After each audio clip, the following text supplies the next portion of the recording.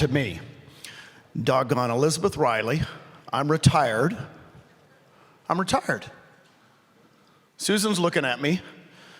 We've achieved everything we've wanted to do in real estate. 21 years at the same company, owned 6 franchises, owned a region, had probably triple the amount of money I ever thought I would make in my life to retire on. Triple. Just put the number down, triple it. Elizabeth Riley calls me one day and says, Gene, could you check out this company for me? What do you mean? Well, you're not doing anything. You're retired.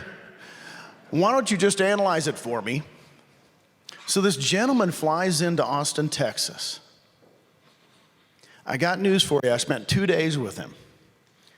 And there's a certain point in your life when you realize you met a genius. And I say this with a true fact. Someone that I've respected from the very beginning, because when I met him, I went, wow. I mean, I came home. I remember it was around Thanksgiving. I told Susan, I said, I like this guy. You know why I like him? He's genuine. He's genuine.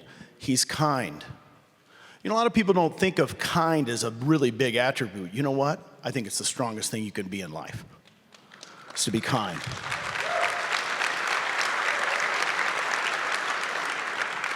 And I'm telling you, thank you, Elizabeth, you changed my life. We changed a lot of people's lives, and that's why I did it. But I want to tell you, there's no better person that this guy cares about you more than anybody, Mr. Glenn Sanford. Come on up here, Glenn.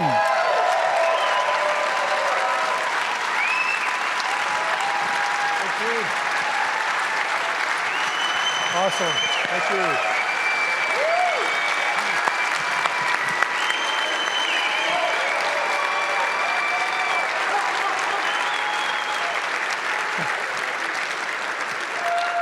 All right. Wow. You know, it's this journey's been surreal. When the day that Gene entered my life, which was late 2014, we first had our first conversations. And prior to that, I had been working with the team, and we obviously had started EXP back in 2009, and we literally said back then that somebody's going to get what we've built, and then things are going to really take off. Because we really were building this sort of foundational element of the company from 2009. But if we kind of go back just a little bit, you know, I got my real estate license in 2002, and I was studying, and of course, prior to that, I was involved in technology, and I'd run some small businesses, created a number of businesses, and in fact, when I got into real estate, I was $40,000 more in debt than when I started my previous startup. So I was literally, at that point where I'm not able to pay my credit card bills, and driving around in a Ford Focus wagon with a burn in my seat, driving around people, showing them houses. And so I as well am one of the people here on stage that EXP has changed the life of, which is pretty amazing, because literally in 2009, we were pretty much broke as anybody who ran a real estate brokerage from 2008 to 2009 that didn't go bankrupt is pretty darn lucky, because there was basically about 2/3, and David Gagnon can certainly comment to this back in the day, but we were interviewing managing brokers to open up states. At least 2/3 of them had filed bankruptcy coming out of 2008, 2009, and going to 2010, 11, 12, and so it really beat a lot of us up.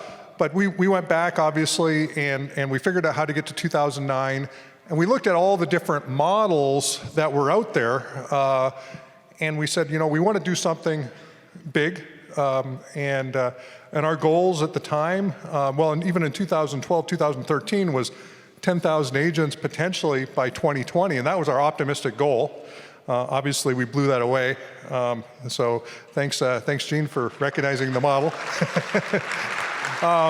And then, of course, Rob shortly after that, and obviously so many other people who've joined as well, and those before. I mean, we've got people that are here. Literally, Suzanne Fuquay, who was on stage earlier, she was actually our managing broker for Buyer Tours Realty, which was actually the iteration of the company prior to.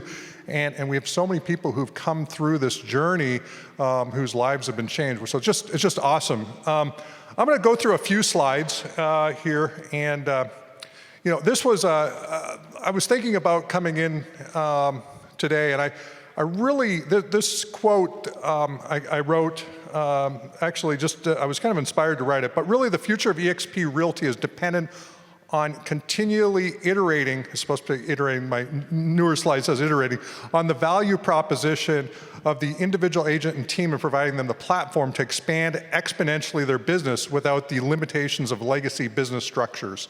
I think that's a really, that's what myself, I know we've got a number of people from leadership. We've got Jeff Whiteside, our CFO, who joined us in last November. We've got Stacy Onen here, President of Brokerage Operations. We've got Dave Kennord, President of Growth. We've got a number of people here who are every day iterating on how to continually add value to agents and brokers and teams. And so revenue share it's a value add opportunity that most agents obviously don't have. Obviously, some people focus more exclusively on the revenue share portion of it. But fundamentally, we are about real estate agents that are out listing and selling homes and then having an opportunity to get off of the treadmill that unfortunately is the reality that most agents in most other situations sort of find themselves in. So, making real estate fun again really has to do with the fact that when you first got into real estate, it was fun getting those first few deals in, and then you figure out that there's not a way off the hamster wheel. And so as a result, in real estate, the phrase that I used to talk about quite a bit in the early days when I was doing the one-on-ones and the lunch and learns and all the things that Jay Kinder was talking about was real estate agents don't retire, they just die. So there's, and it's literally the only business, obviously, and I say this, with great respect for these individuals as well, but there are people that are still selling real estate using walkers, not because they want to, but because they have to. So when we think about what it was that I recognized for myself personally back in my days as an agent, it was that the first thing they talk about is that in order to actually build something, you need to build a team. And most of us probably have read the Red Book, so we're all familiar with that. And when we read it, we go, holy smokes, this is the holy grail. Let's build a team. I'm going to be able to retire, be able to sell my book of business. And it's so hard to do. It happens so often. It's like getting struck by lightning twice in the same spot on the same day on subsequent years. It's pretty difficult to do that. And so I recognize that personally. And so the next thing that they say is you need to become a broker and own your own brokerage. And so, of course, having done that, you realize that they fooled me a second time. So the idea of actually owning a brokerage doesn't make a heck of a lot of sense either in a traditional sense. But back in 2009, I wasn't ready to throw the towel in. It had been easy to do. In fact, it was sort of almost an up and down kind of thing, whether we were going to throw in the towel and go do something else, or if we would actually go back to the drawing board and figure out what a real estate brokerage needed to look like to be sustainable for the long haul in good times and bad times, and be attractive to the agents and brokers that work there over the long haul. And that was really what we tried to solve. And it really came down to really the technology revolution really made that happen. 20 years ago, technology didn't allow us to do what we do today. Cloud computing, and now we're talking about things like distributed computing on the blockchain, social networks to now 3D immersive work environments. So think about the enterprise and how we're using eXp World and the way that we can collaborate. and things like workplace. These things didn't exist 20 years ago. AI and machine learning. I mean, the reality is that we've all been engaged today at some level. If we opened up our smartphone or our smartwatches or what have you, AI and machine learning has had an impact on our lives today. And that's just going to continually impact what we're doing. We talk about really, my other slide was 3G to 4G to 5G. Once 3G came on the scene, which was around 2006, 2007, we finally had high-speed internet in our pockets. Now, 4G is tremendously better. Yeah, if you ever do a speed test, you get something like 20 megabits a second on your smartphone, which is in 2002 or 1999, 20 years ago. You were lucky if you had a 28.8 baud modem with all that stuff going on, and now we've got super fast, high-speed internet everywhere, and this really kind of creates this this new backdrop. Things like Uber, and then eventually driverless cars. I mean, the fact is that all of this stuff changes the landscape, and also changes the future landscape of real estate brokerage and pretty much all industries. So, so these things didn't exist, but because they existed and they were starting to exist at some level in 2009, we were able to take advantage of it and build something that was pretty unique. Now, technology, of course, is faster than ever before, and it ain't getting slower. And similar to that, we'll never be this small again, technology will never be this slow again. So we'll only get faster, better, cheaper, and more efficient.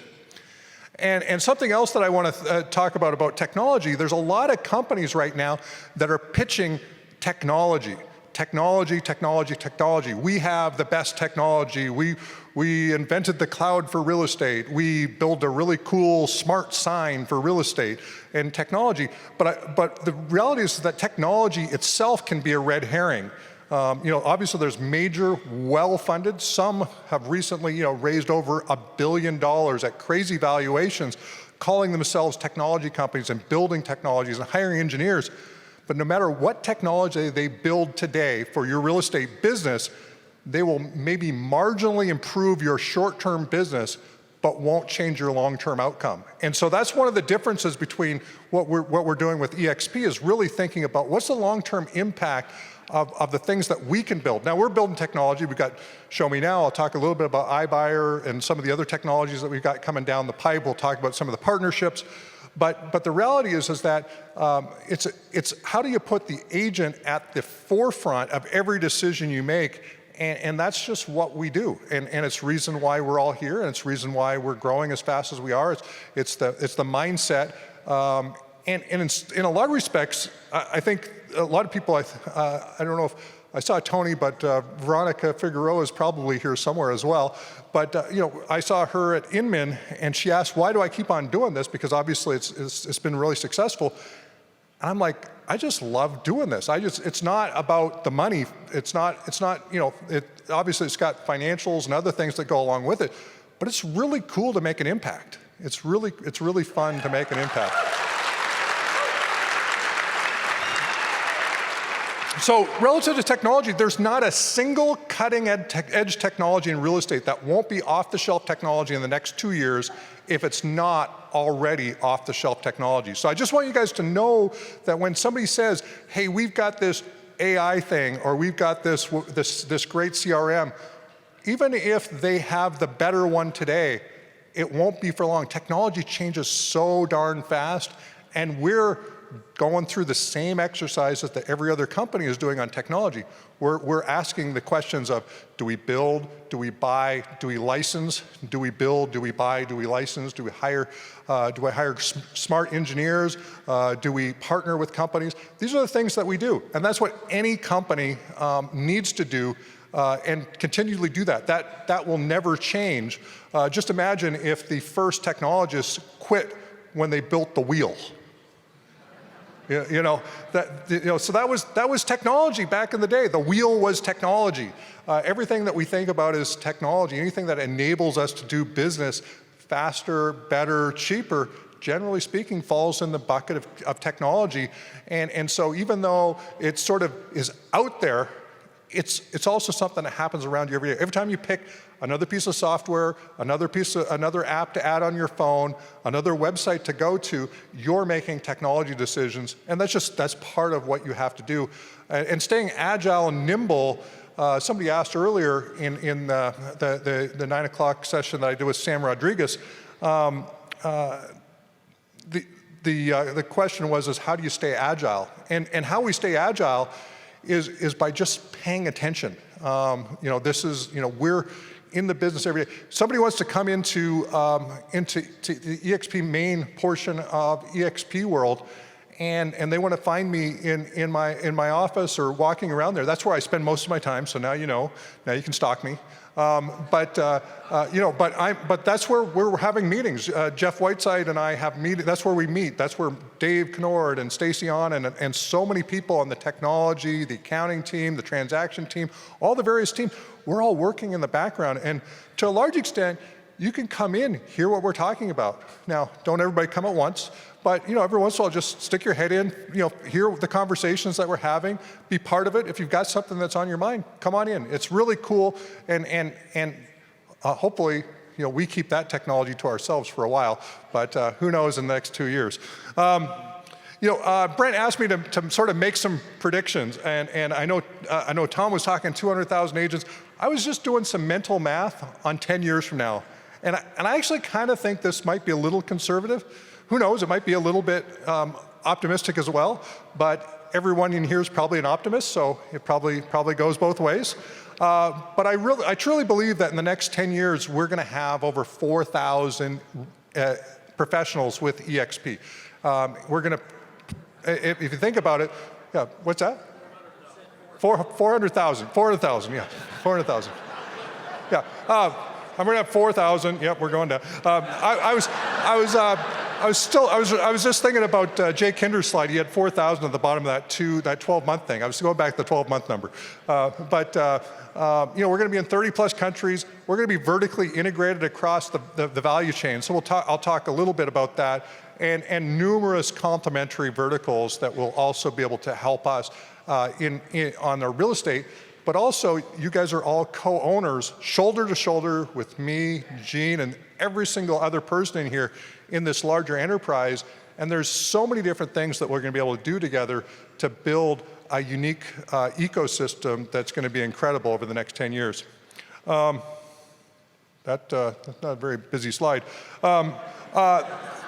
Not sure where the other one went, but actually I know what was on there. We've got we've just announced some affiliate partnerships. Intralend First Cloud is going to be an incredible relationship.